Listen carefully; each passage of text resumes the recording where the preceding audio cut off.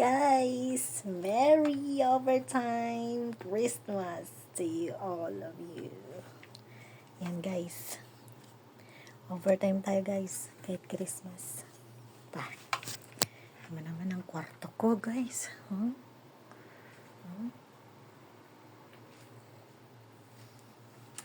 Siyempre sa labas.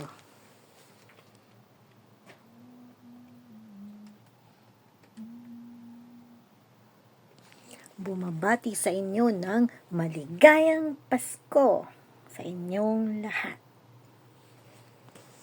May your heart filled with joy and love this Christmas. It's because of Jesus we celebrate Christmas. Yan guys.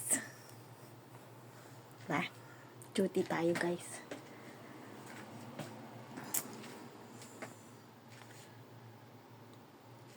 Dami tayong gawain ngayon. And kasi na tayo. Natay sa kusina guys. Kaya magluluto ako guys. May aking lunch. And ang lunch ko, munggo na may karni. Yan guys. Sarap. Diba? Alam nyo guys, diskarte lang yan.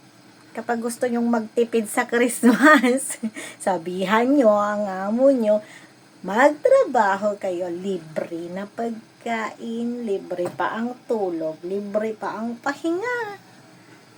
May kwarto pang pagpahingan, guys. Diba? Diskarte lang, guys. Kahit wala tayo sa Pilipinas, nagdiriwang sila ng Pasko. Dito naman tayo sa abroad. Diba? Ayan. Marami naman akong pagkain dito, guys. Marami ding laman ng ref. Hindi ako magugutom. Kaya lang talaga, guys, ang buhay OFW. So, kung isa kang OFW, be proud. Dahil isa kang bayani. Isa kang matatag. Kaya guys. Sarap ng ulam ko guys. Tada! Ha? Diyan. Alam nyo, kayo lang may handa. Diba? Yan talaga guys. So, tayo ay magtrabaho na guys. Mag-map muna tayo guys. Hanggat wala pa ang ating mga amo. Dahil bukas, lalabas din sila. And, so, this videos for today's guys. Later na yung continuation niya. At magtatrabaho na ako para sa OT ko. Tapos ko naman na guys. Pwede na akong magpahinga mamaya matulog guys. Bye! Merry Christmas everyone!